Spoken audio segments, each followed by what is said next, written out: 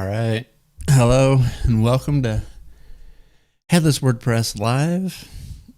It's going to be fun. I've been eating, so I might take a few more bites here. Nobody's joining me today. It's just me by myself, so see how this goes. I'm going to do some Dino today. So we've been working on that follow a dev site, which has been fun, but I want to take a little break, do something different. So play with Dino. I was used to saying Dino, and now they've decided. Oh, sorry about that. They decided that it's Dino, so I'm gonna have to remember to say Dino now. But Dino is awesome. It's basically, so the guy who started Node, Ryan Dahl, he created Dino. And Dino is supposed to be like the better version of Node, but it's in its early days, infancy. It is 1.0, so it is, production ready. But there's not the same community or third-party library support and everything that you get with Node. So you will find that some packages that are Node packages will work with Dino. It just depends on if those packages use native Node APIs or not. And then the Dino team is working to provide like polyfills for Node so that more packages will be compatible with Dino. So today we're just going to play around with Dino. So let's go. First thing let's go to the website. Dino Land, which I like that domain. Can be cool. They're on version 1.10.2. So it's been 1.0 for, I don't know, it's getting close to maybe 6 months or so. Not sure exactly, but basically Dino is another JavaScript runtime, but it supports TypeScript out of the box. So I don't need a build process or anything to do TypeScript, which really makes me happy. It also takes a lot of its design decisions and architectural decisions based on Go. So a lot of things that you see in Go, you also see in Dino, especially like the standard library. In fact, a lot of the standard library comments at the top say like this is, ported from Go over to JavaScript, TypeScript, and Dino. So it's pretty cool.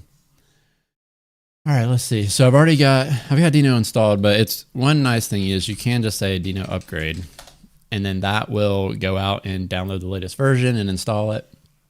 Another cool thing about Dino is that it's just a binary, like it's a single binary, which is nice. So you can literally ship this binary around. It's one file, and then you can use that to run JavaScript and TypeScript, which is cool. So I don't need a whole install process or anything like that. It's just a binary, which is awesome.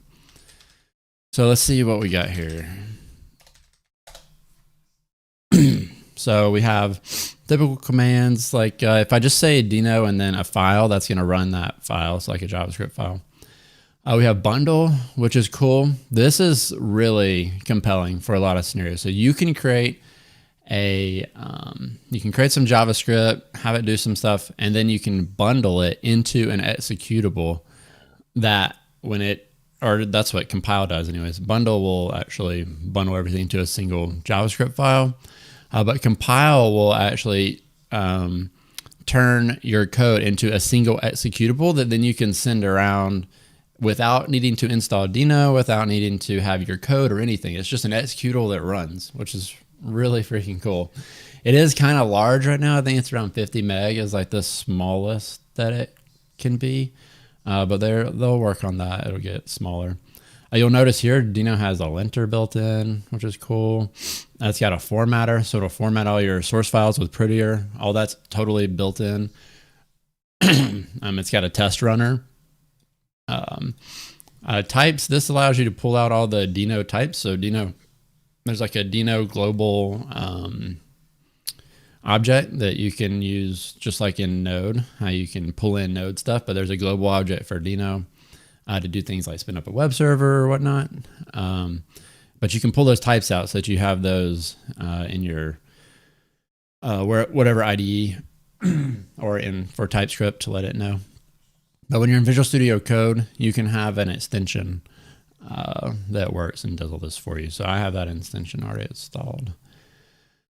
Yeah, so there's a bunch of other stuff. There shows documentation. So if you put docs in there, you can actually generate some docs, which is pretty cool. And there's a bunch of stuff in here, code coverage, but all of it's built into the Dino platform, right? So it's different than it's more like Go. A lot of these other ones like Rust and Go, these newer ecosystems come with a lot of the stuff as part of the core package, which I really like that, because then what happens is as people code, when you go to different repos and you look at stuff, everything's formatted exactly the same. They're just following a lot of the same practices. They're using the same linter in a lot of cases.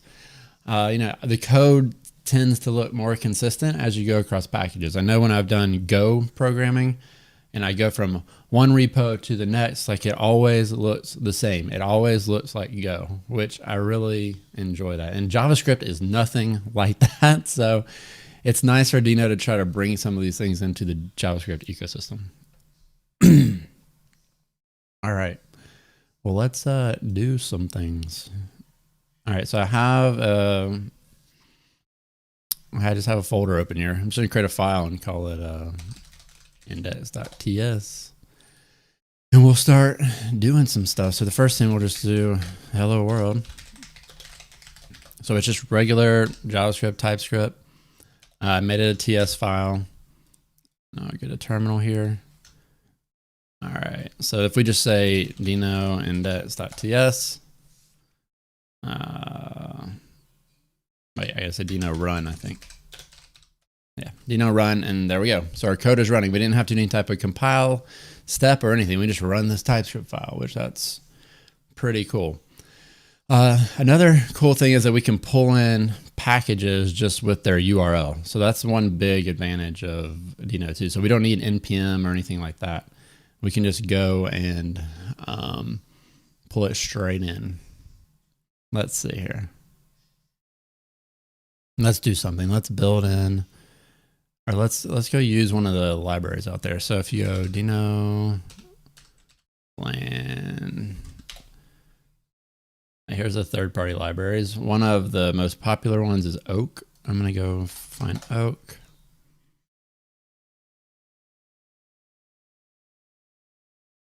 Just search for it.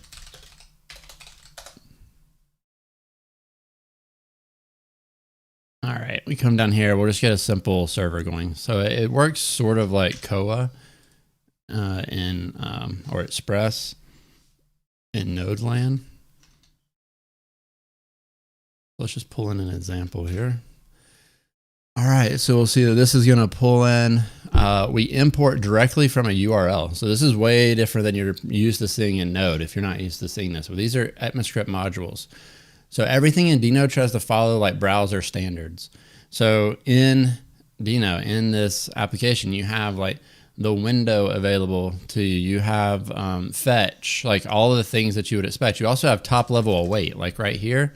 I can just do await without having to have a function that's async and then awaiting it. I can actually just do it at the top level. So let's just make sure this is running. I gotta save it first. So this is going to go out. It's going to pull down this here. So what does it say? Oh, another thing that you have to remember is that Dino is by default is totally secure. So your code can't even get on the internet. So I have to say like allow-net. I might have to say a couple more things here before it'll actually run. So you have to explicitly give the code permission for what you want it to do. So I have to say allow net, which says give it network access. And it's not doing anything. Make sure I have this turned on in here. And stay away from yes. All right, cool. So now I've turned this into a Dino project. So if you get the extension, you'll see over here. Let me show it to you. It's from Dino land. Make sure you get that one. It's part of the Dino GitHub org. it got moved in there. It was developed by a third party, and then they moved it in to core. So that's awesome. But you install this, and you'll get a bunch of the stuff that a lot of the IntelliSense and things like top level await just starts working as expected. Okay, a new file.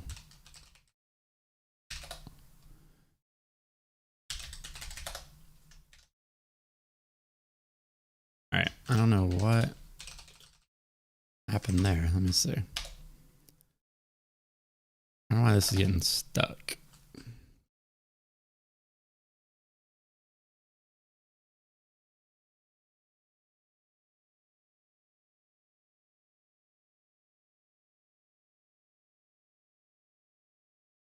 It's not running.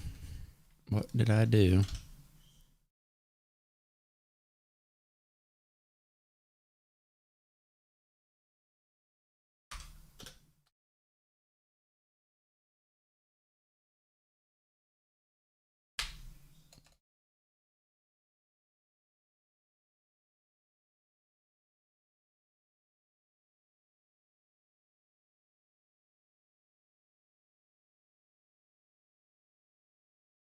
Are we going to discuss any authentication authorization concepts today? We are not. We're not really going to do any WordPress stuff today. We're just going to play around with Dino. I don't have my crew with me. Usually I have Kellen or Will joining me, and they're not joining me today. I'm not exactly sure what is going on here.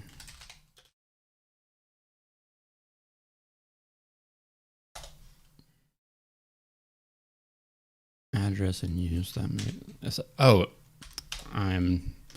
It is running. I just don't have any output, so now I need to just hit it. All right.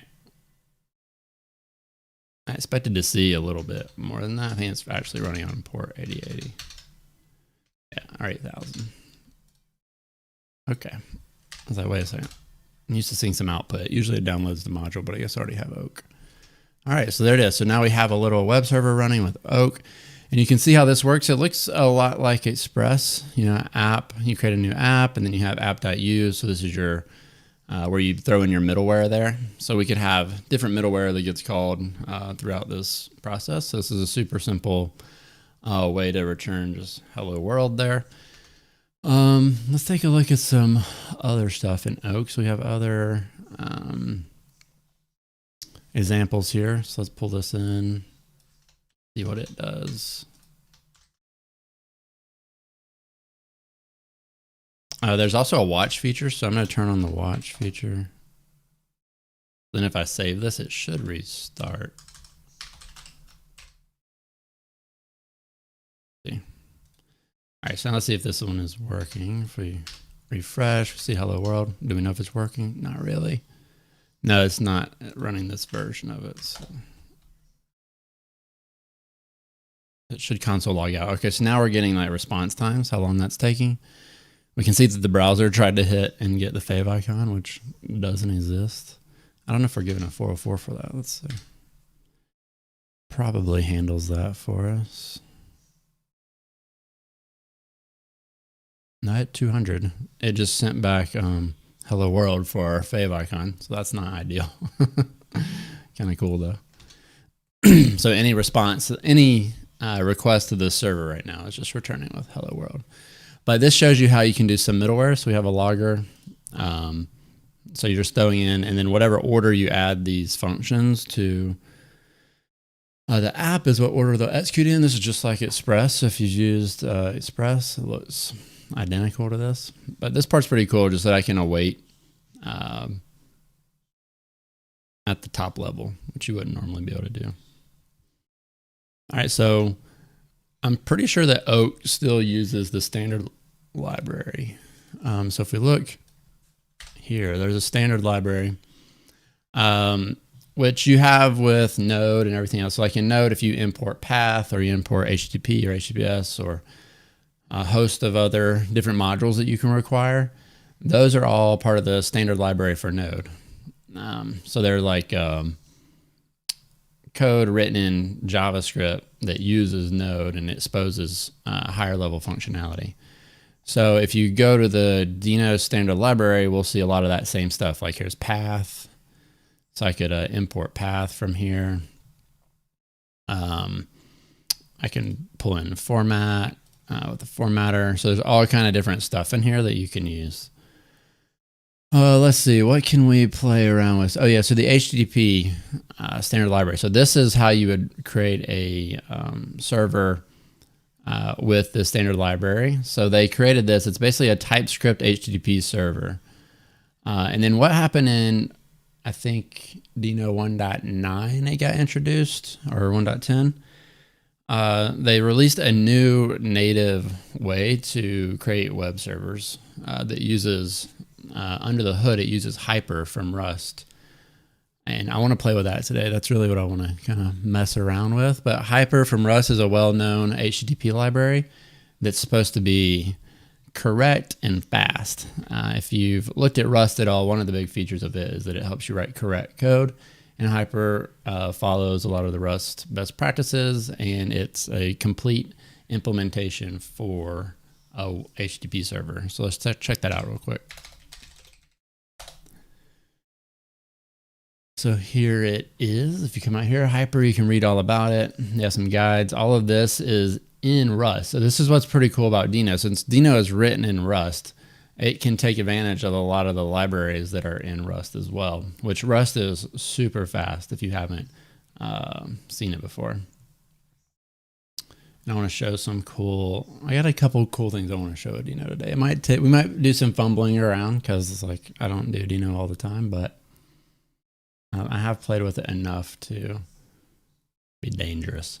So this is all Rust code, so this won't look very familiar to you if you haven't looked at Rust. But Rust is pretty cool. I've been learning that this year. It's like my big 2021 goal is to learn Rust. So that's really what drew me to Deno as well, is just knowing that that's part of the Rust ecosystem. The Deno team has contributed a lot of things, like the bindings for V8. It comes from the Deno team. It's called Rusty V8. So that's a lot of cool stuff has come out of the Deno project, and that's what's got me pretty excited about it. It's interesting I get a Gatsby, a fave icon. I don't know how the browser decides to give a fave icon, but Hello World is essentially Gatsby, I guess. All right, let's see. Okay, so this is Oak. I'm pretty sure that this still uses the standard library. So what I want to do is use the new... I want to use the new stuff that Deno released in recently, 10.2 or whatever it is. I don't remember. With the Rust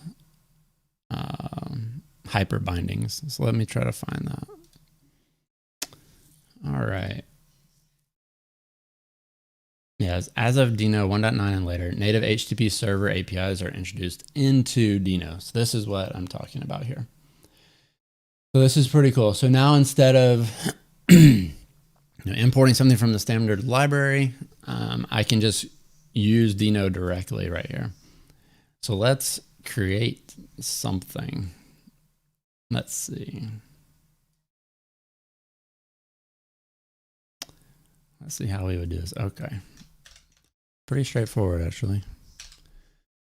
All right, so we're going to create a server on port 8080. I don't know why this keeps changing, but I'm used 3000 because that's what I'm used to using.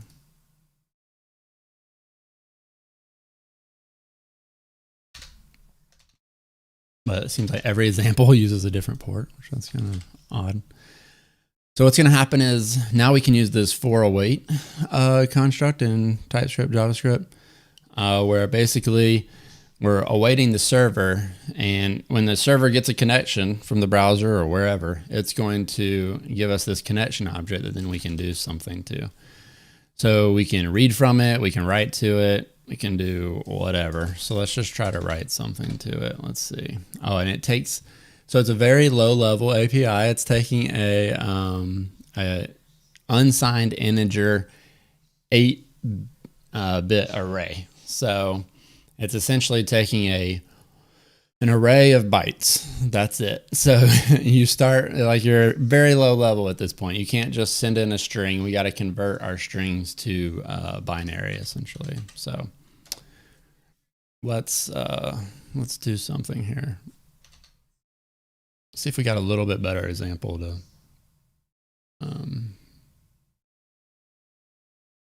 gets us a little further. All right.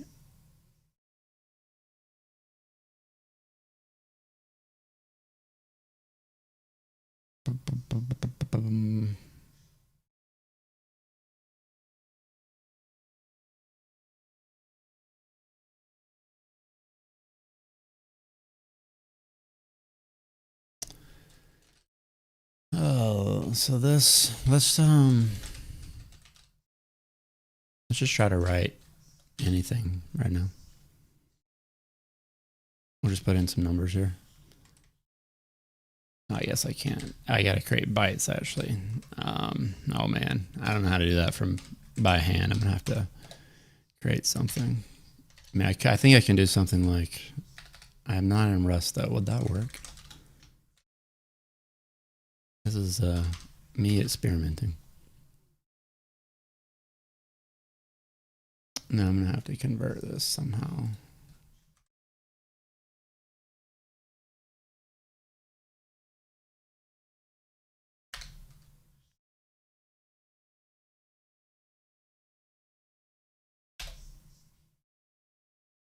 Well, that did work.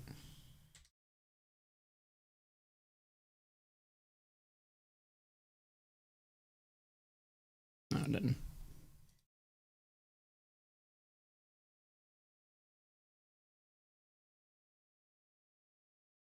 All right, let me go through here and see what we get. I need to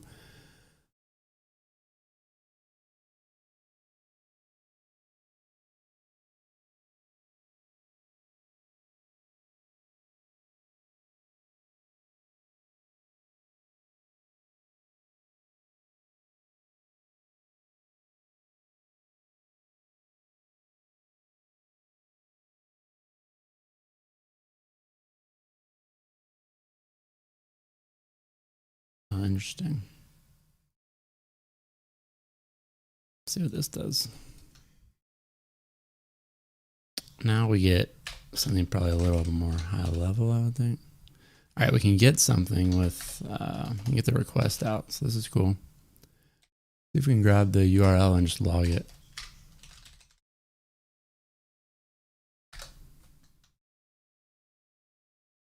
Curious how close to this is to the, this watch isn't working. I might have to put that first, I wonder.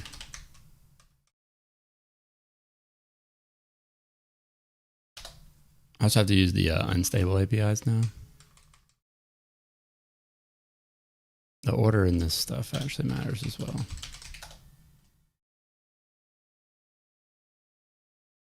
Run, allow net.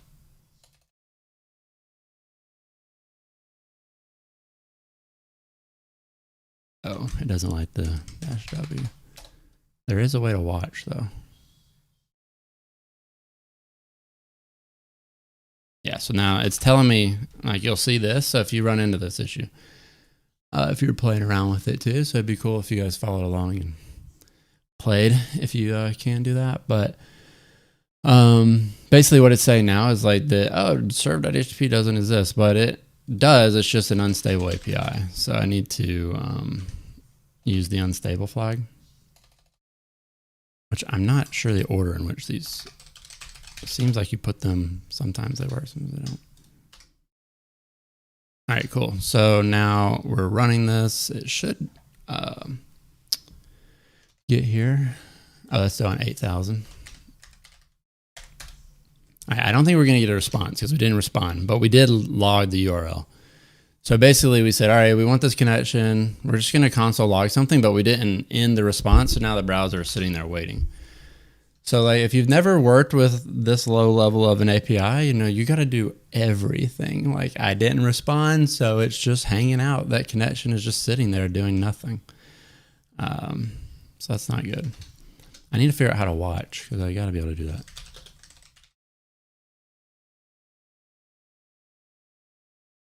I've done this before. It's just been a while. I haven't used the new API though, so that's cool. All right, so I put it before and it's actually just dash watch, not just W. All right, cool. So now I should be able to like make changes in here and have it not have to keep restarting it. All right, so we're stuck. Nothing's happening. Now we need to send some type of response back. So let's try this. Let's do respond with, we need a response. So what does that look like? Well, we just send a body in and we'll just say hello world, maybe. I don't know. All right, so the body is expecting a stream of uint8. So we're gonna have to figure out how to convert to that data type for sure. Let's see if they give us any good examples here.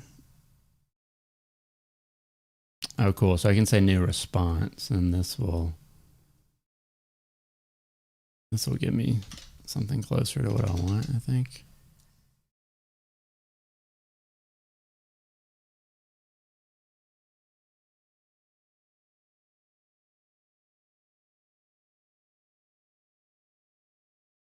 Expected one argument, but got two. Yeah, that's interesting. So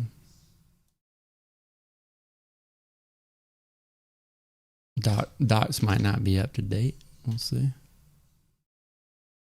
Or either that or the extension isn't up to date. Actually, I should probably check that since I just upgraded. This is version, oh man, I wish these matched. But okay. All right. This should work though. So now we're getting a new response. We're gonna say hello world. So we're back to where we started, but at least we should be working now. And there it is, hello world. All right, so now we're using Hyper. So without having to write any Rust code, we have a Hyper web server now, which is pretty badass actually. Let's see, somebody's typing to us here, Robert. Oh, watch FS.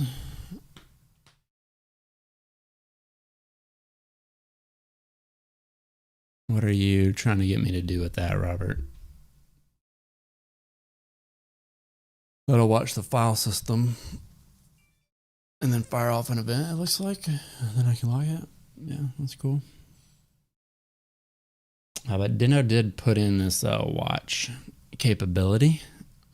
So now I can just watch it without having to hook anything up, which is cool. So now I can just do this instead of having to, yeah, they didn't have the watch there for a while, so you would want to write some type of watcher and then have to restart your process essentially. But now they've built it into core, so that's cool. All right, so now we have a super fast web server. Let's see, what speeds are we getting here? 2 milliseconds. I want to show you something that's, okay, now that we have this, I want to show you something else that's pretty neat. The Dino can do, Dino, I'm probably going to mess that up a lot. I'm going to say Dino quite a bit, but Dino has WebAssembly support. So we can actually go and build a, we can use WebAssembly and then use that to process some things and then send our response back with WebAssembly. So let's do something like that. I have a project that I've done before. Let me find this. This is pretty neat, actually.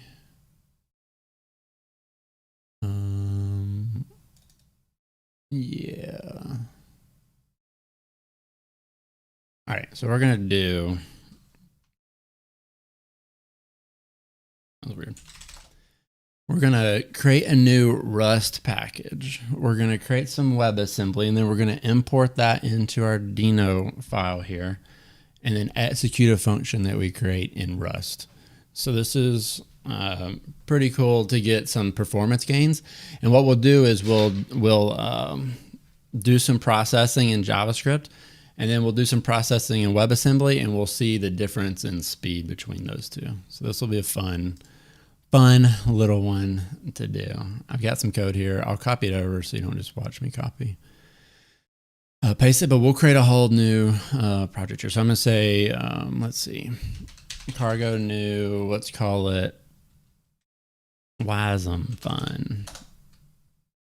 So now we have a new folder, WASM Fun. We have a cargo toml. So, which apparently I don't have anything that knows how to do toml. Oh, no, I do. All right. But it's not showing me good support for that, but okay, cool. So what we're going to do is we're going to build this package, but we need to pull in some stuff into our toml file. So let's do that real quick. We need some dependencies. So we're going to pull in the WASM bindgen. This is what provides the bindings for WASM. So we're going to be able to mark up our Rust code with some WebAssembly stuff. We're also using this Alef, which is just a different memory allocator. Since this isn't a Rust stream, I'm not going to get into like all the different nonsense that's in here, but we want it to be a library. So we're going to create a library. This just says I want this to be a library instead of an executable, because we're going to import this into Dino and then we're going to run the code. All right, cool. Now let's create a file. See, it created this main.rs, so it actually created not a library right away. I don't want that. I want a lib.rs. And then I'm going to do this one piece at a time so you can see what we're doing. We got to do a little bit of stuff for the allocator, memory allocator. The reason that we pull in this allocator, which I want to believe that alloc actually means because it's like small, like a wee little thing. And I want to say that that's accurate, because the reason that you bring this in is to get a smaller binary. It's a little bit more efficient on how it does the memory allocation, which is cool. All right, so I'm going to pull in this one function, and then we're going to show the difference between this and JavaScript. So what this function is doing, we add this WASM bindgen like attribute up here. And then this is just a function. So this code actually looks like normal code. I mean, there's some syntax that's a little bit different, but this is Rust. This is a much lower level code than what you're used to getting in JavaScript. So basically all it's doing is we pass in a value. So we pass in our number, and then on that number, it's going to loop through basically twice as many times. It's going to square the number, but in like a really slow way via loops. So it's gonna loop through. So if there were 10, it would do this loop 10 times, and it's gonna do this loop 10 times, and it just counts. So if it were 10, you would get 100 out, right? It's doing the square, but it's literally counting the square. This is super inefficient. The whole point of it is to show you how much faster WebAssembly is than JavaScript, because we're gonna do this exact same thing in JavaScript as well. All right, so now we have this this module when we need to build it. I need to remember how to build it now. Let me look that up real quick. I don't remember the command to actually build.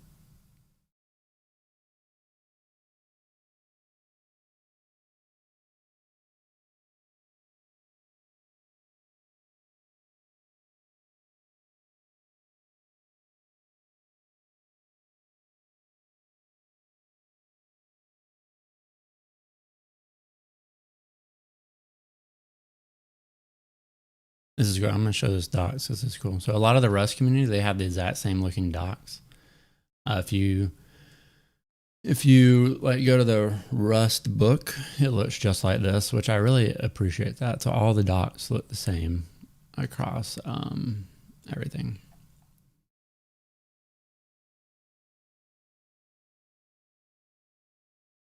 Pretty sure there's like a special command I gotta do to package this up. It might be WASM pack.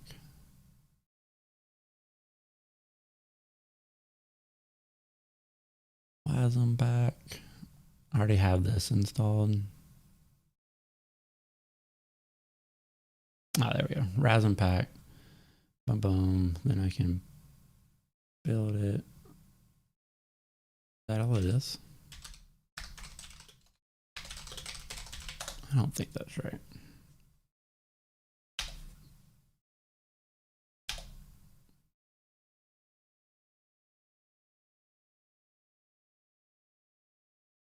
I think we can target the web. No, that's not right. How did I do this before? I can't remember. Maybe I didn't use WasmPack.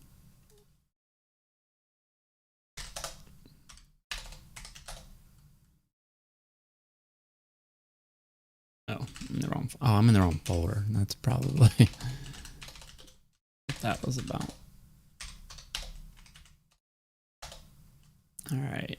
What was it?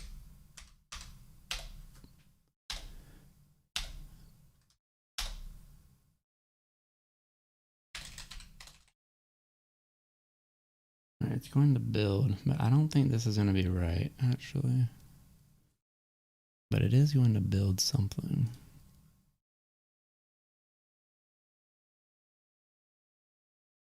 Built me a DLL.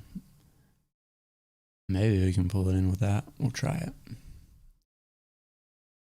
We will try it. All right. So then in our Dino code,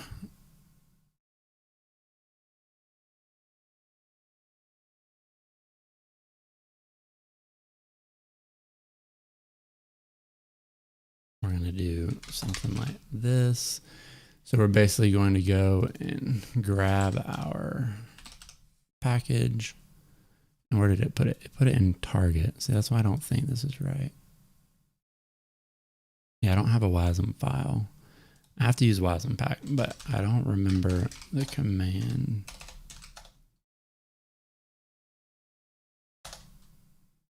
Oh, maybe that was it.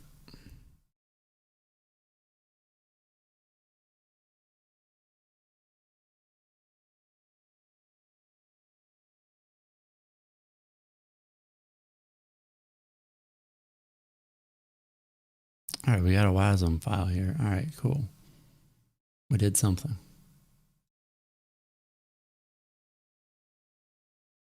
Grab this folder.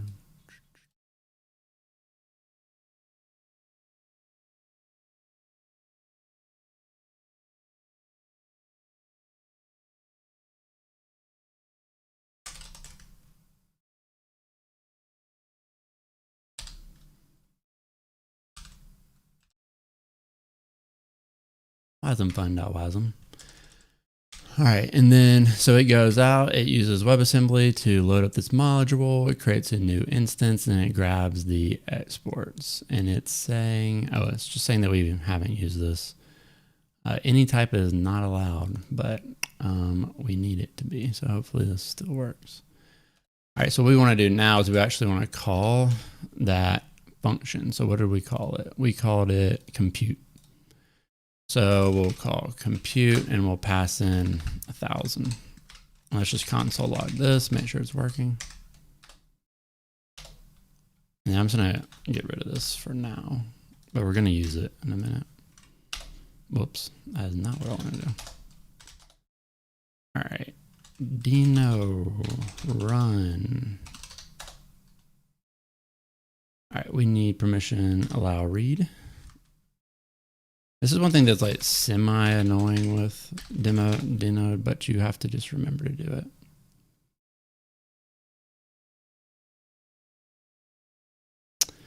Says WebAssembly instance imports argument must be present and must be an object uncaught in promise. We read the file. Oh, this returns, oh no, I awaited it. So this should be the file.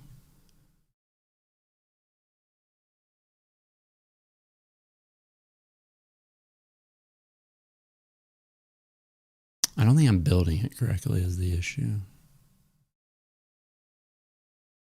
I don't remember the command. I know there was more to it though. It was like,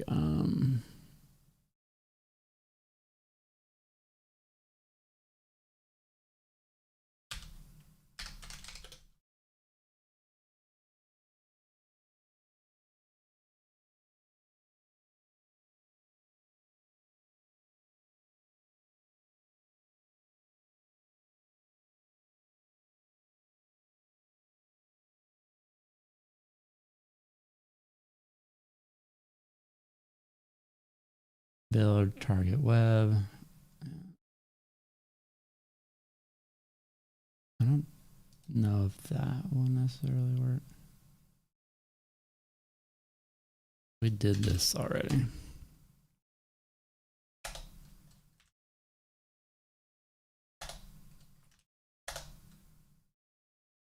Yeah, it's already done that. Hi there. Playing with Dino. Running into issues.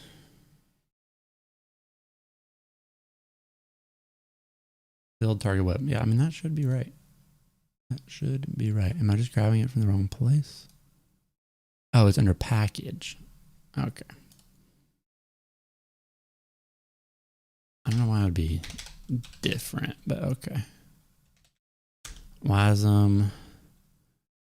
Fine. I don't know why I added this BG on there. It did. All right, let's see if this works. Oh, now I'm in the wrong folder again. Like a mono repo now all of a sudden. All right, the system cannot find the specified path. So WASM, oh, spelled that wrong. Hey, it worked. We called into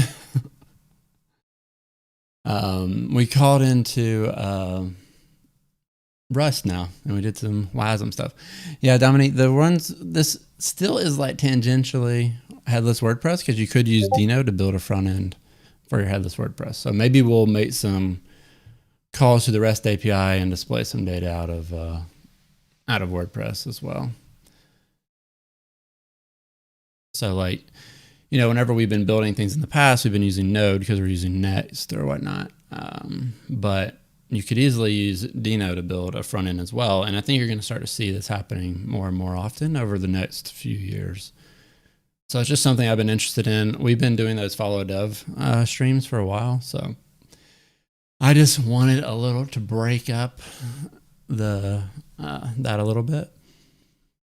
I know it's been fun, but this WASM part, you could take advantage of in any of the code that we've done as well. I'm just using Dino to do it, but you can use it in Node. You can use it on the browser or anywhere. So it's pretty cool. So if we could pass in like a pretty big number here. Now we're going to do the same thing in JavaScript, and I want to show you the difference in time, which will be cool to see. So what we're going to do, because I think this will be interesting to give you some ideas about when you might want to use WASM in your projects. You know, in a typical web project, probably not going to do this, but if you have a project that is doing more computational stuff, it may be pretty beneficial to bring in WASM to do some of the work for you, because it can be much, much faster. So what I want to do is create something that measures the time that it takes to run this. So we're going to get the start time. Pull this in. And then we're going to get the duration, and we will just console log this. So how long does this take to run? 0, like literally no time at all. Now let's do this in JavaScript. So if we were in JavaScript, we'll just create a little function that does this. So we'll call it the same thing, compute. We'll pass in a number. We'll do for var I equal 0, I less than n, I plus plus. So we're going to do the same thing that we were doing in our Rust code. So we're going to loop through twice, and we're going to increment a counter. So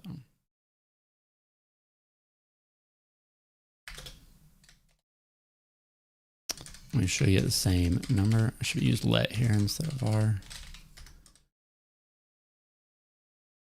Let's see.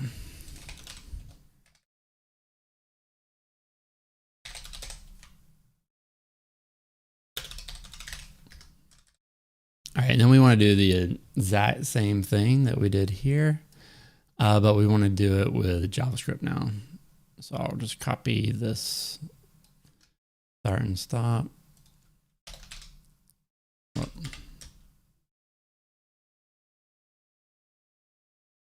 Let's call it start.js. Then we'll call just compute, pass in 40,000.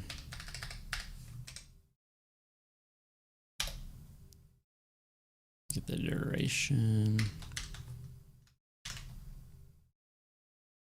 Duration.js.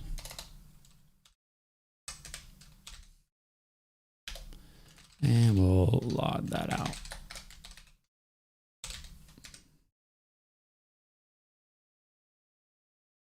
And we also want to grab this value. So we'll get the value out and we'll log that, make sure we're getting the same value.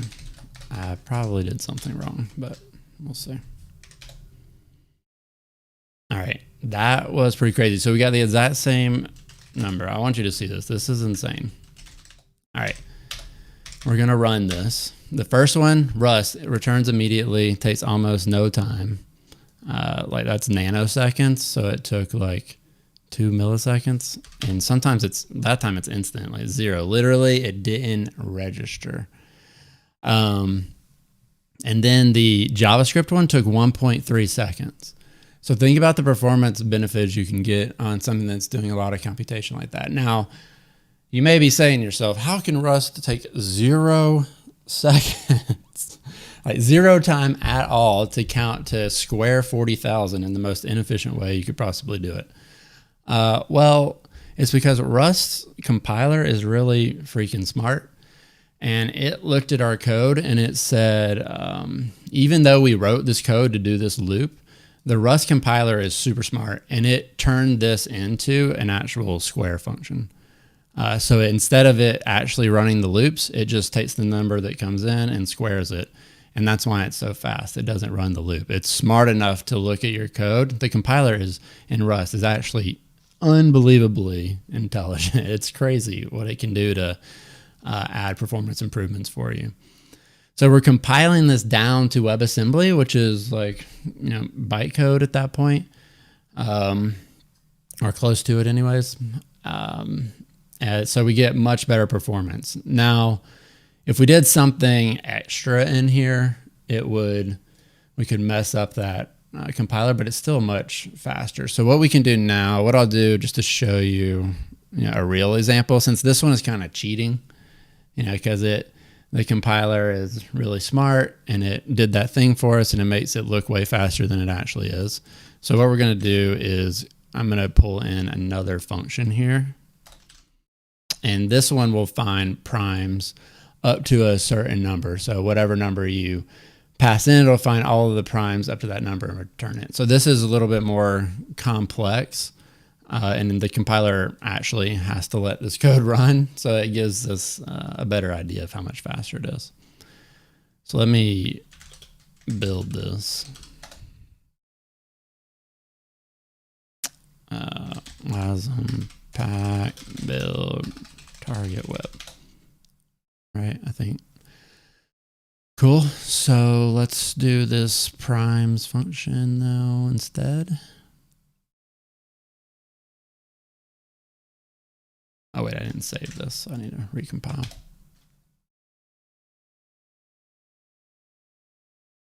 All right, so instead of calling compute, we're going to call, I don't know why I called it primes LT. That's good. Probably found it somewhere. I definitely didn't write it. All right. Primes, and we'll just go up to like the first million prime numbers. I don't know if we want to, we'll probably want to console.log the length of that. Then I'm going to comment this out for now, just so we can make sure that the Rust code is working. Oh, I'm in the wrong folder.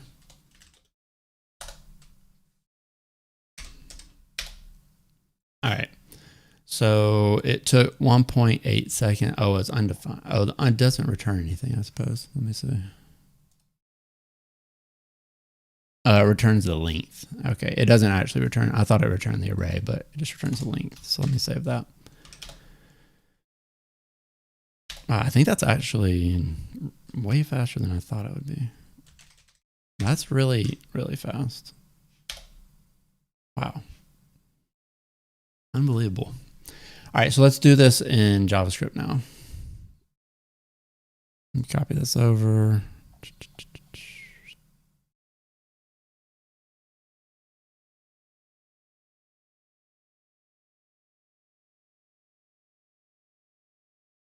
I can copy this file. Yes. All right. So I created a primes function in JavaScript. It essentially does the same thing. You pass in a number and it'll find all the primes up to that number. So let's import that over here. So I should import it at the top.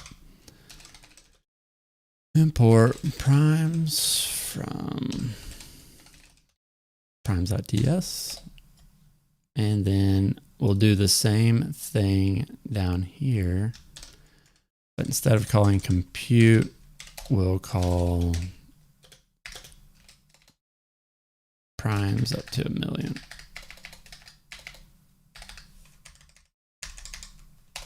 One, two, three. Wait, 1,000,000. 1, 2, 3. 1, 2, 3. Okay. All right, let's see here.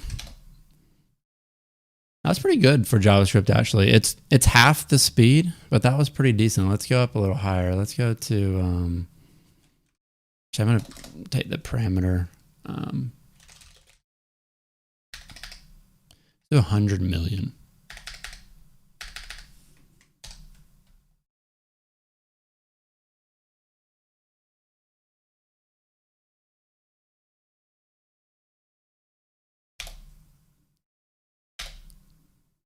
All right, so now we're taking some time. Rust took 2.6 seconds essentially, and then JavaScript took 3.8 seconds. So that's pretty cool. Like, this is just showing you, using WASM. It's pretty easy to do in Dino. We just create that little WASM binary, writing some Rust. We export those functions, so we just use public function whatever, and then we can import those into Dino. And you can also use this in Node. You could use this in the browser. Like, you can load up these files in the browser, which is pretty neat. And Dino uses the exact same code that you would use in the browser to do this as well. So a lot of the code that you write in Dino is compatible in the browser, which is nice. It tries to be as browser compatible as possible, so that it's portable between the two.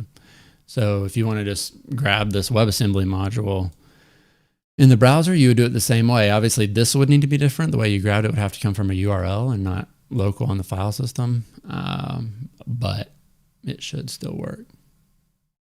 Cool. That's a fun one to do. I like it. Kind of shows you the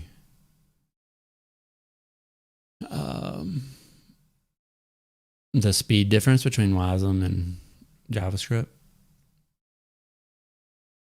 and when you might use it. Now, you probably won't use this in most cases, but if you're building something that's highly compute intensive, then this is a pretty good way to get performance out of your system.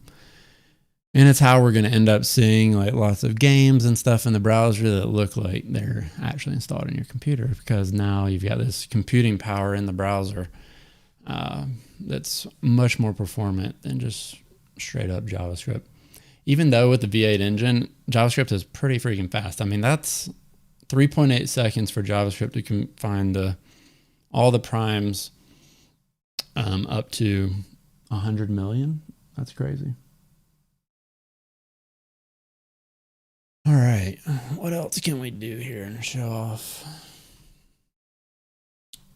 Oh, we could bundle this. Let's try to compile this. I haven't tried this yet.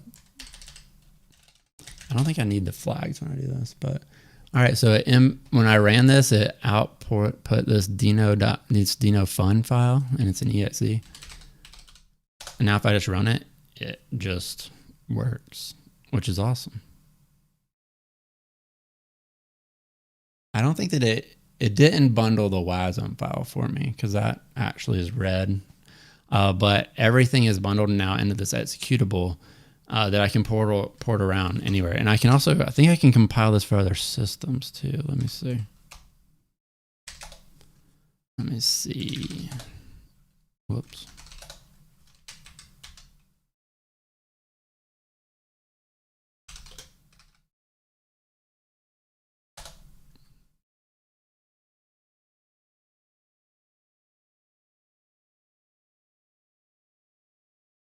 Compile, no help there. All right, cool. Yeah, I think I can say where I want it. Oh, this is neat. So you tell it the permissions you want. I think it's bundled in, so that's cool. It still respects that, I guess.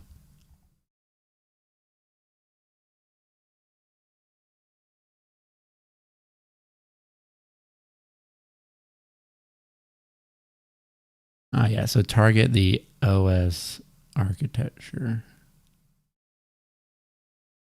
So I should be able to build this for like Linux. Let's try this.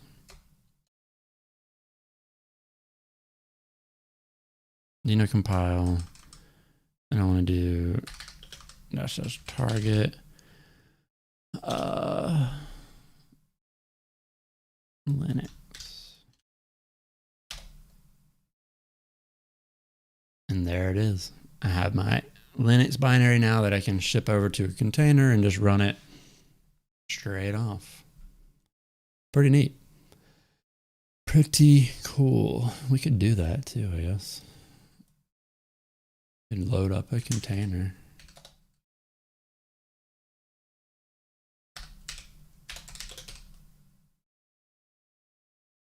Oh,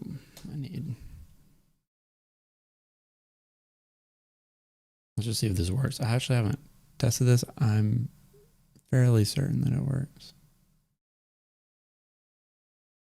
Pull this out.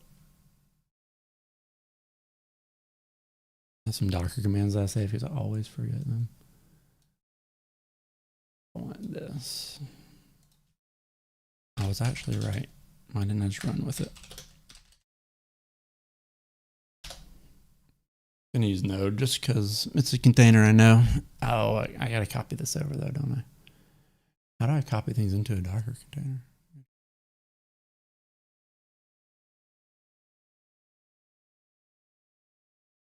I don't know that offhand.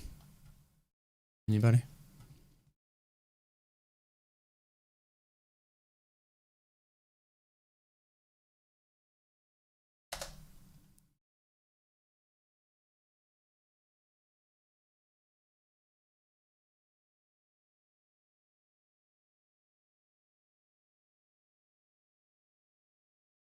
Well, I'm not going to worry about this for now, but I assume that it works. Now we have the, so the Dino Fun, this one's for Linux. So pretty cool. Pretty neat functionality to be able to just write some JavaScript, bundle it up into an executable, and then just ship it wherever you want it to run. A lot like how Go and Rust work. So like Go, you can choose your target and compile it for Linux, Mac, Windows, whatever. What were all the compile targets? So we had Linux, Windows, Apple, 2 Apple versions here. Oh, it must do it for the, oh, it does for the Intel and then for the, I guess that's the new Apple architecture. Cool. All right, what else can we do? Why don't we create a little web server that outputs this prime number thing?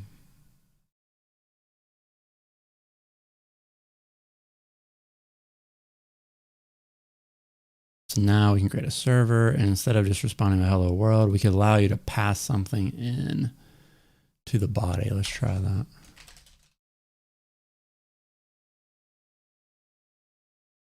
So the body is going to be a uint8 array, which I need to be able to grab. So let's, or we could get it from the path instead. So we get from the URL.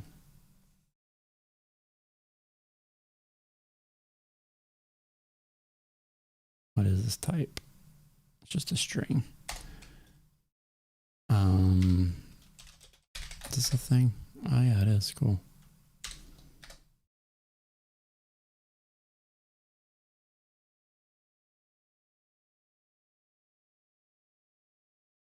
Let's see what this gives us.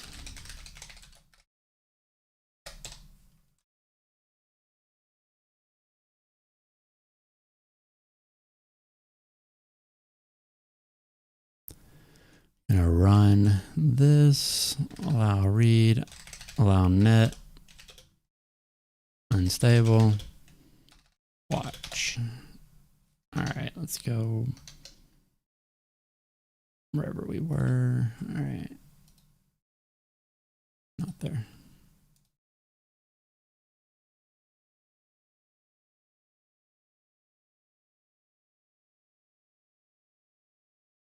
Oh, cool. So it ran. It didn't, I ran that code, but yeah, no, I don't want this to run anymore. I don't want this limit. I want to keep this timing thing because this is cool. Output.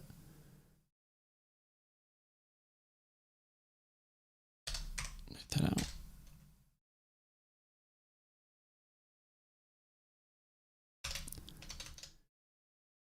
All right. So, okay, cool. So now we're showing the path names. Now let's make it where we can pass in the parameter in the path. So now if we pass in like 1000,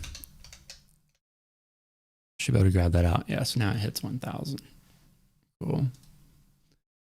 And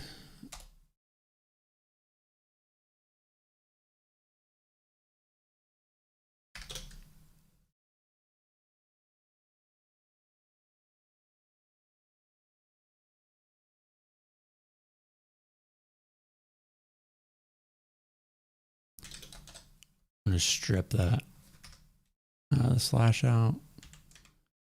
And I want this to be a number, so we need to convert it.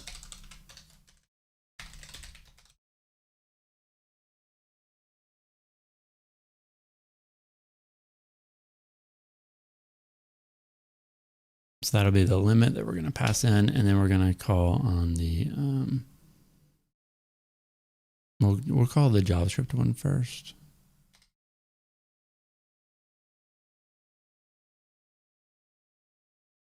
And we'll just respond with this result.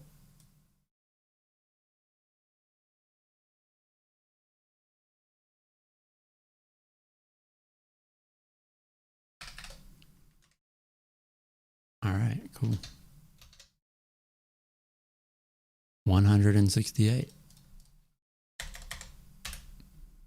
Man, that's pretty fast. When does it start to slow down? Still pretty fast. All right, now that took some time. 4.13 seconds in our browser here.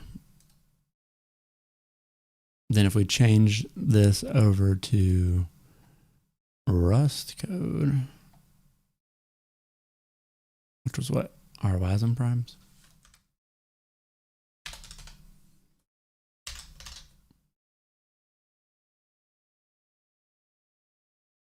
.61 seconds.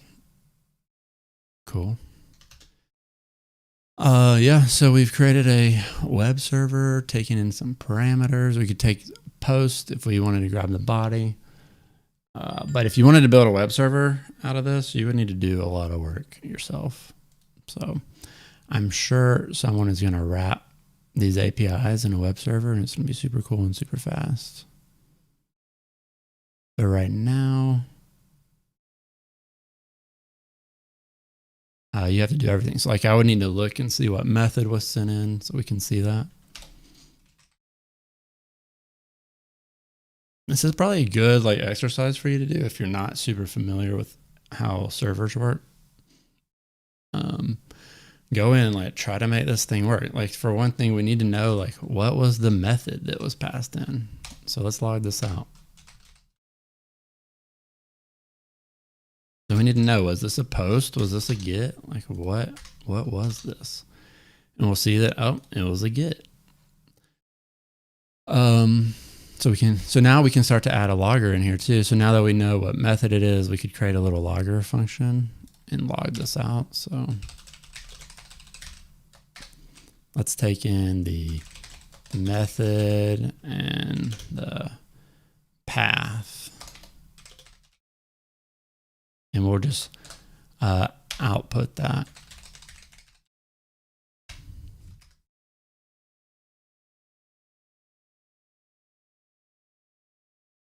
How did you do this in JavaScript? I think.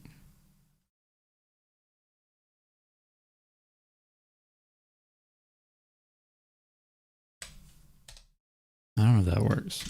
I'm using too many different programming languages these days.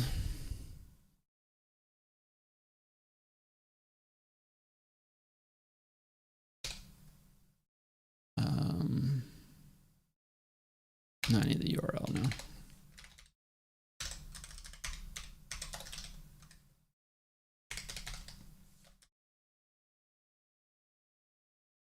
Now I should end up like with a little logger here. Oh, that didn't work. Is it like percent or something? I don't know, but it doesn't matter. I'll put it what I wanted here. So cool. So now we can see our requests coming in. We could even add like a time on that to know when they came in.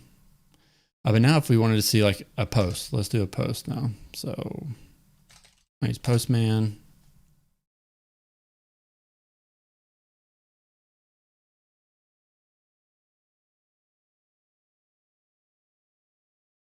I'm gonna do localhost 3000.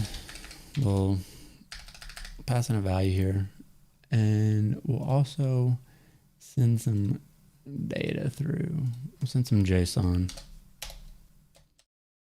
and maybe we can like make this thing also work if you pass it through via a body. All right, and we'll do post. If we send this through, we'll see that our post came through down here. It still works because we don't really care what the method is. We're not doing anything based on the method.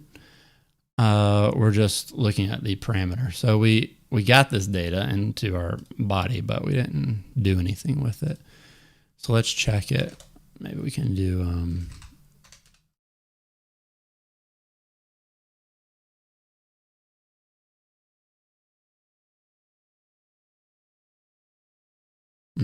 I actually don't know how this works, so this will be cool.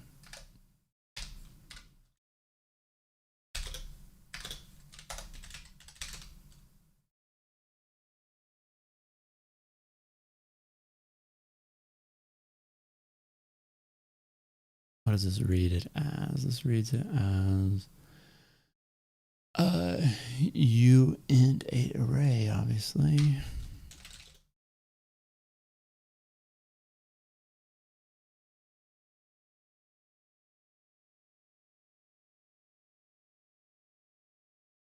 I wonder if this will work. I don't know.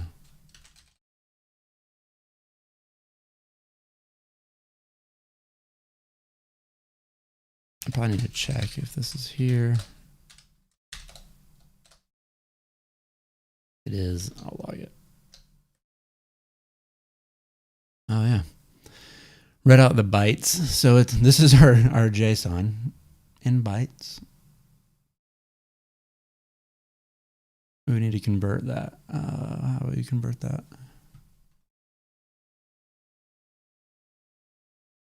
Let's see.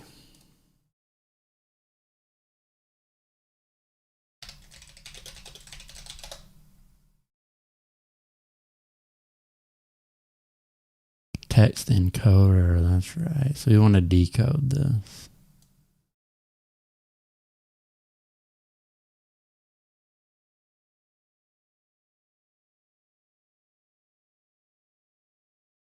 So instead of logging just toString, we're going to use this text decoder. We're going to pass in the, I'm assuming body.value, hopefully. And then, well, we can just console log this.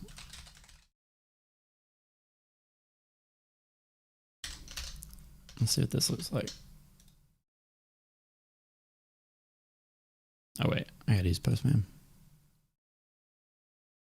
Bam, there it is. Low level, turning bytes into strings. Cool.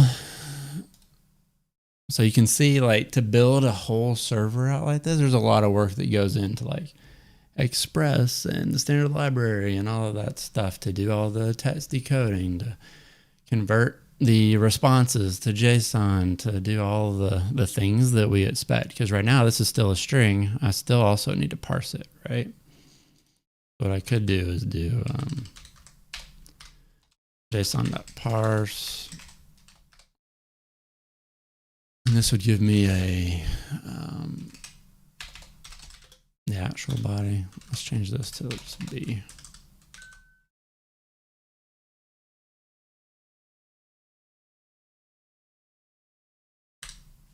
And then we'll do, now we can actually grab the limit off of there that we passed in.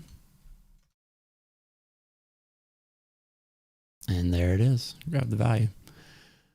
Creating a little server, doing some things. All right. What else do we want to do? What do I want to do in Dino? This was neat. WASM. Anybody have anything you want to play around with in here?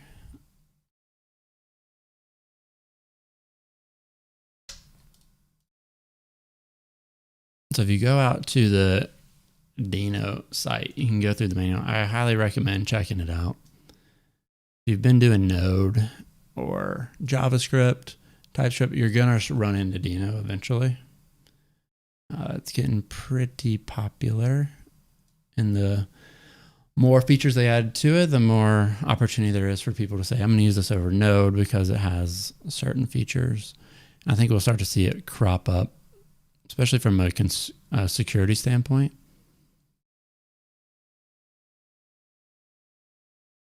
Let's see.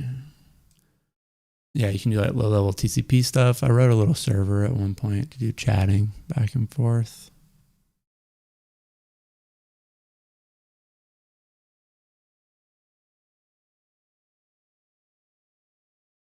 Let's see, what can we look at? I want to see all the different packages.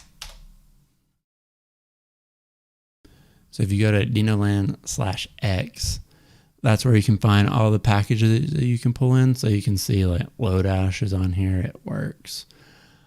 So anything that's compatible with Dino, people are either porting them over or just using the Node version.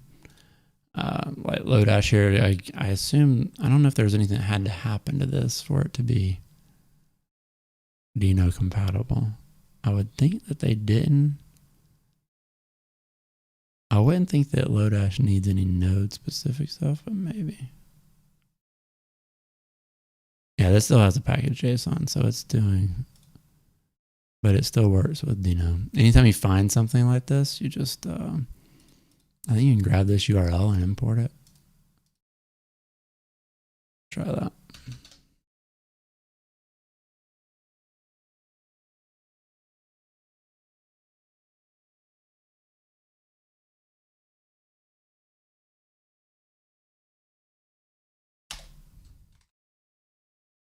They're not getting any typings right now. I think that I have to tell it to, I think I need to build this first.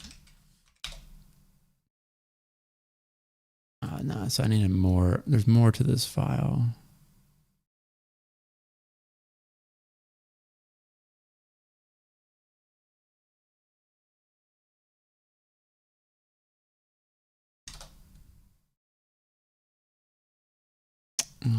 I forget how to pull it in.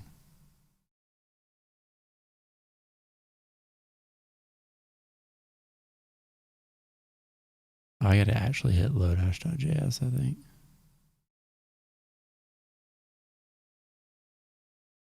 I got to find the entry point. I have to give it an actual JavaScript file. That'd be good. Okay, yeah. It must just be lodash.js.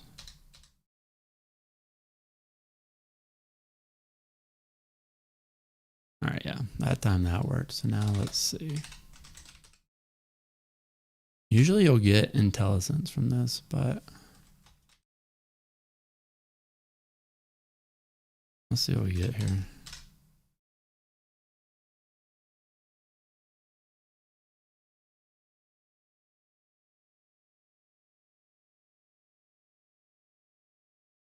There's no default export. Okay. Import star as Lodash. Cool. All right, now we have some things. I think that like that's a function.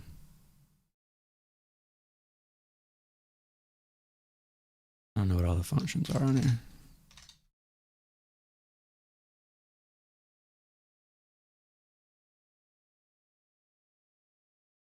Not typer.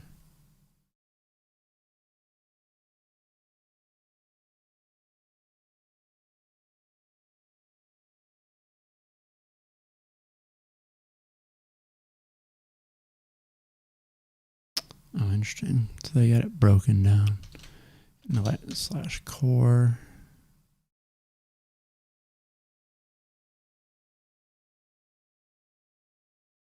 You can drill into it, but what is in here then?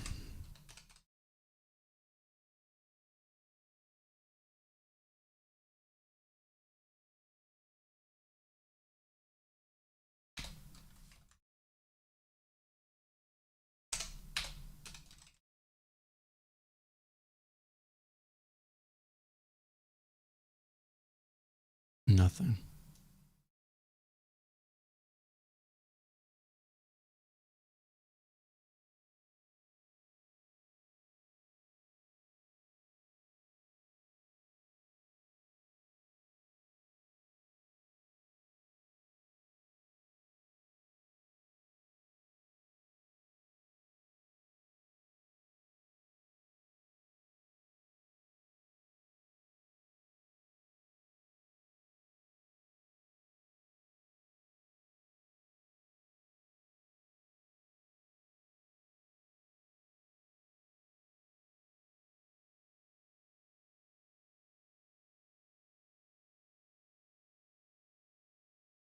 Why this doesn't export for some reason.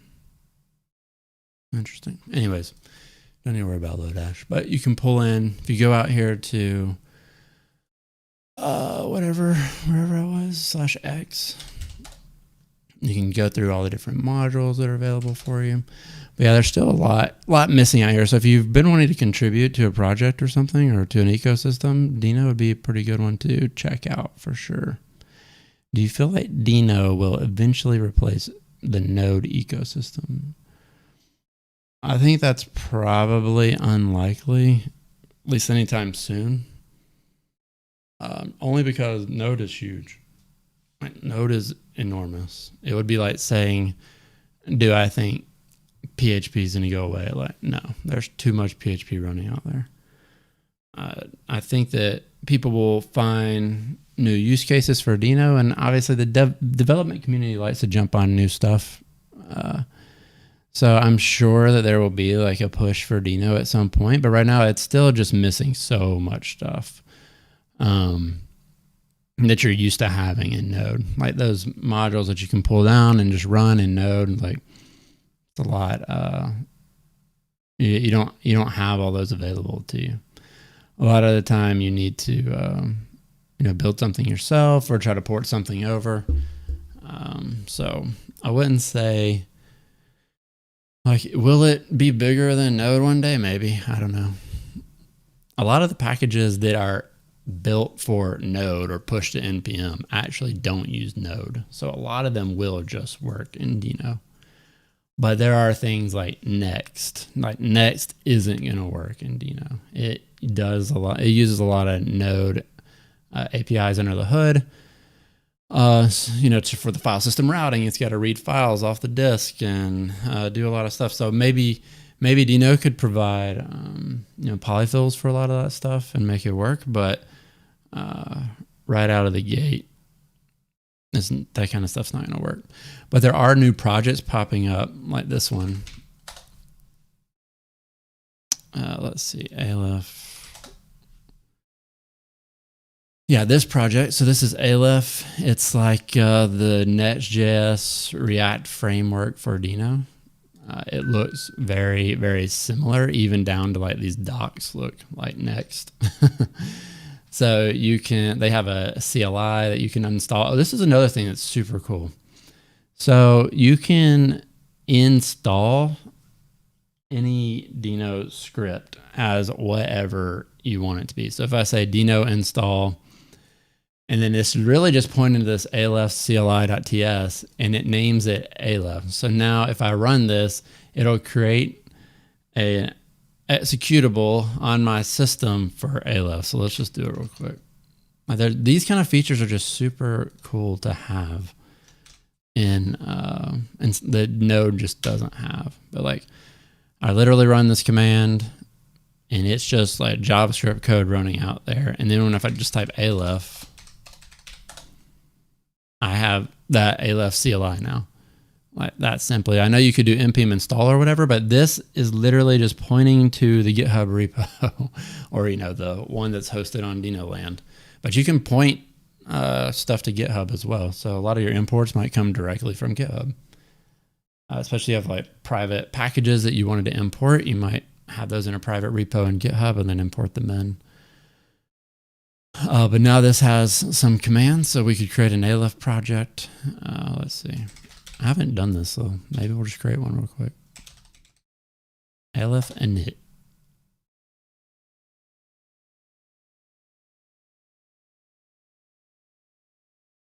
Just create like a new.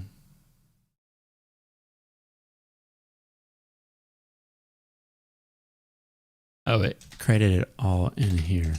Whoops. Yeah. So I just created a bunch of stuff in here. But look, it looks just like Next. I have a pages folder. It's got an index.tsx in here. I can go run, what is it? Alef dev. Wait, the name isn't that as easy to type as Next for sure. And you see all these downloads happening. This doesn't happen every time. Like once Dino has a particular module, it will not have to do this every time it caches them. So what just crashed? So Alef not exactly working right out of the box, it seems. Interesting. I'm surprised by that. I know some people are using this.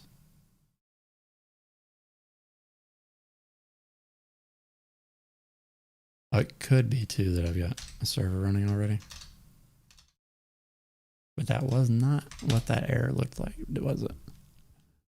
There's some kind of import error happening.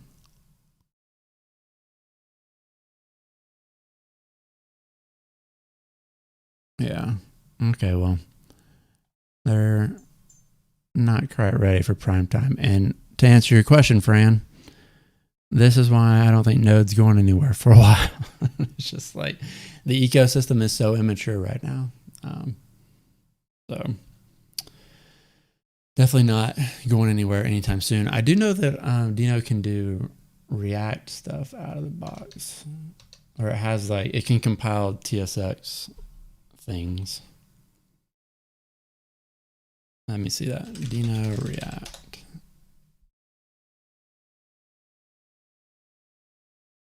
See, this one's using Alef too. Everything you search for out here is going to try to use Alef. Maybe I needed to run like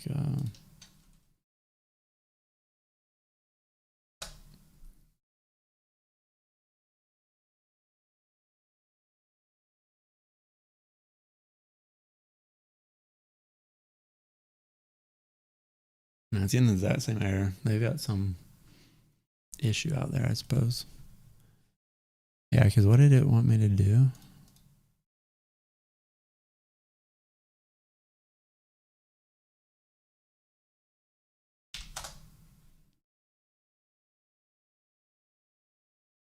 Install init. Oh, I didn't put a folder. That's why I did that. But yeah, Alef dev doesn't work. Well, that's unfortunate. That would have been cool. Does Dino do GraphQL? Good question. Okay. I'll go all the way back full circle, Dominique. We will pull some data out of WordPress in our little web server. Let's try it. Let's see if we can do GraphQL. We should be able to do this. We should be able to figure this out. So if we go here, the way that I would start this off is going here, searching for GraphQL. All right, so we have some GraphQL stuff at least.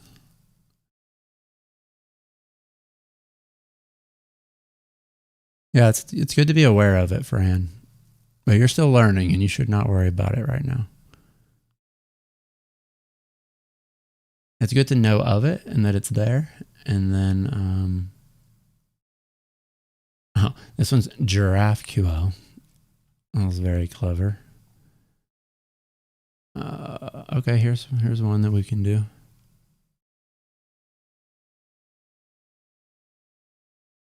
It's pulling in, oh, it's creating an Apollo server. We don't want to do that. That is not what we want to do. We do not want to create a server. You're not forcing me. It is what I should probably do.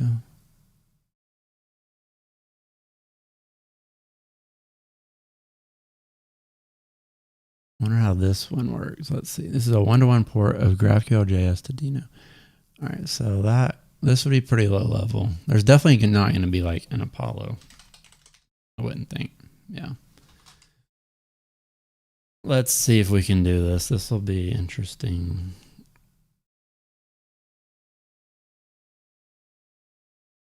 We just want to have a GraphQL client.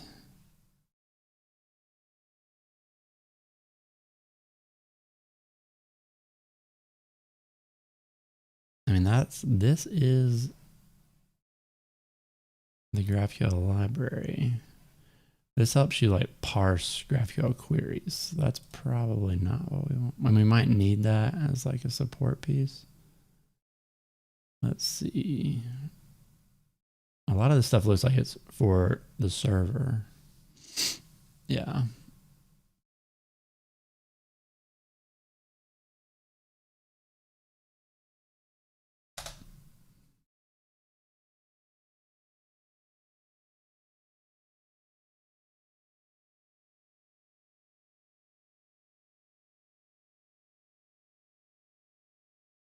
I mean, you can just go get it directly. I'd rather not do this. This is basically saying, hey, just go use fetch and do GraphQL things, but that's not realistic. Will it work? Yes. Do you want to write a whole app that way? No.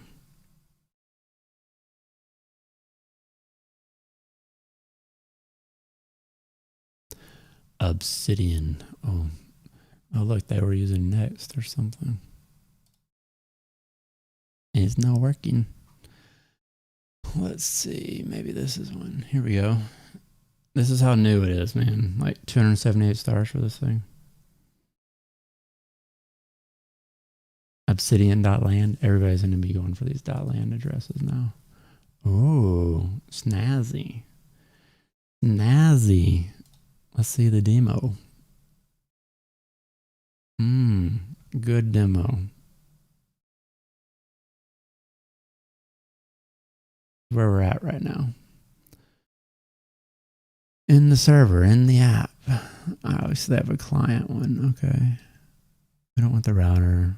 We just want to make a query. Here we go. Oh, wow. There's a hook straight out of the bat.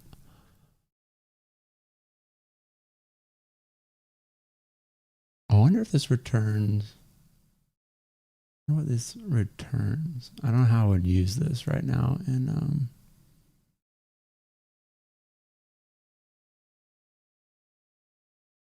Dino. But okay, so it has a query. It allows you to do this. And then where's this used though? Query string. Oh, okay.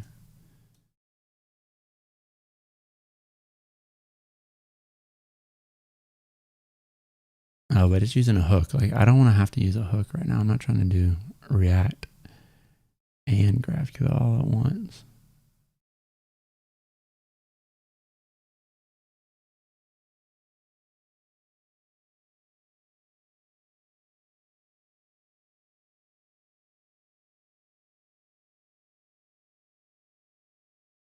I guess they're trying to be the Apollo, but I don't want to. Not really interested in doing React right now. That's interesting. I wonder if this works though. I mean, I'm curious though. Let me try something.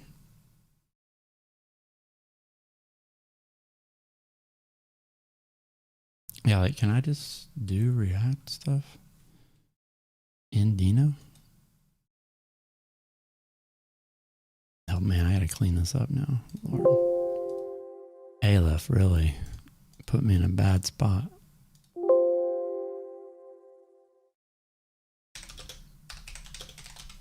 I don't think lib was mine. No.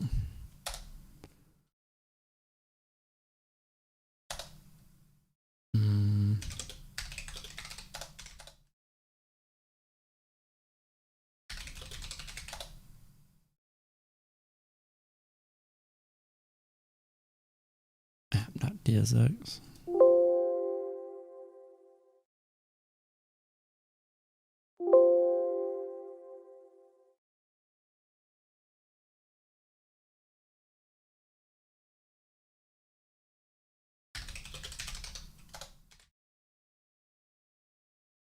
Oh, yeah, we don't need that either.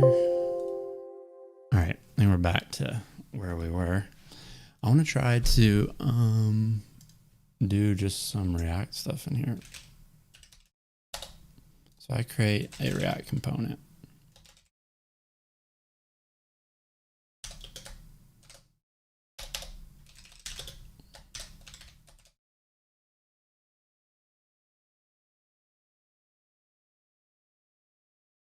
Is this going to work?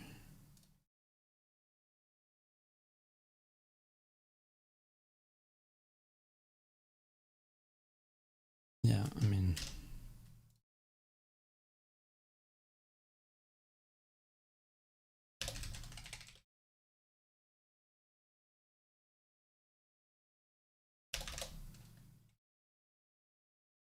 what does this even do?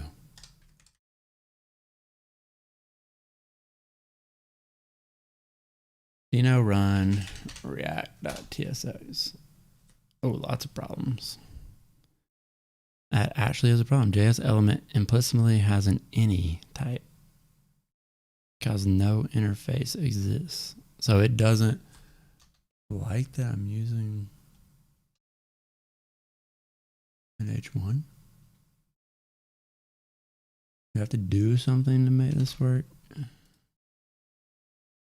Try I guess that's not gonna work either. Oh, it just wants me to pull in React. Okay. Let's see. Let's see if I can make this work.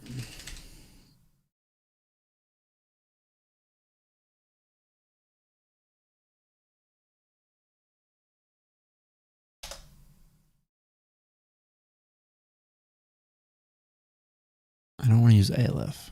I don't want Alef. I don't want it.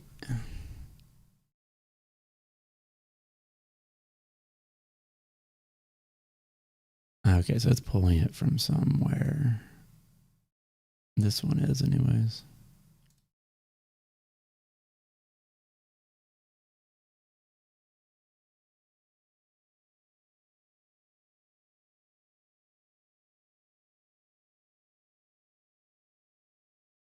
I would like something more recent. Maybe the past month. Denoify. What is this?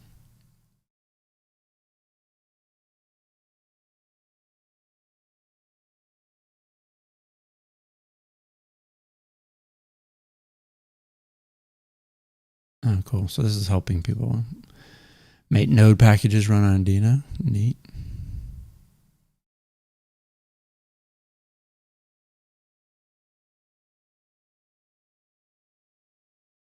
Static site generator for Deno. I mean, people are building stuff. There's also a Deno Discord server. If you're interested, you can check it out. It's very active. I would join it. Anyways, it looks like GraphQL isn't quite as easy as you'd want it to be.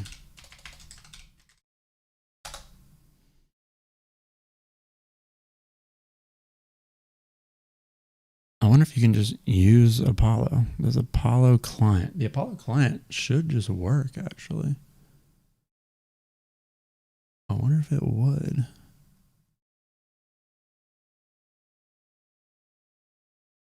Because it works in the browser, so it should just work in Deno.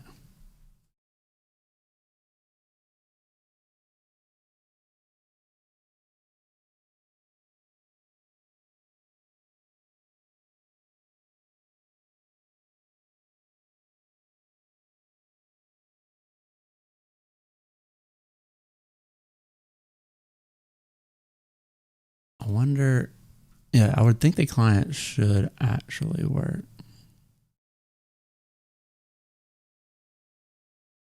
I can figure out how to import it. Let's see. Where's our GitHub? Where's our GitHub? I don't want to edit this. I would have to import from here.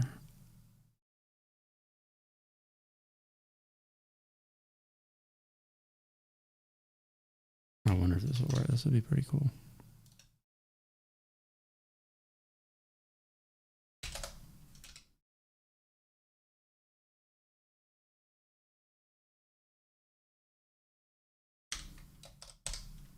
So can I pull out like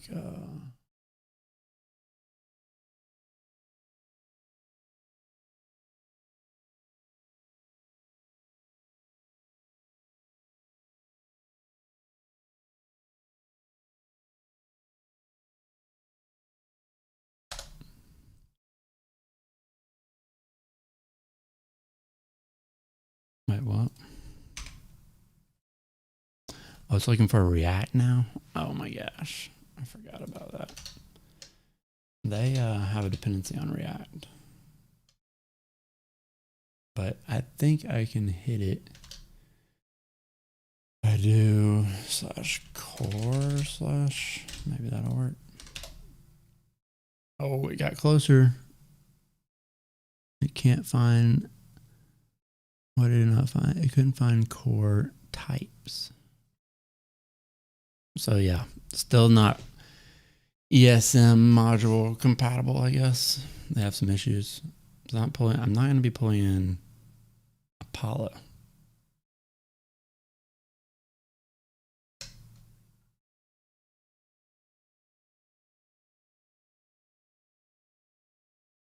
So I would need to find somebody who's done something. Like a lot of these are going to be for the server, which that's not useful.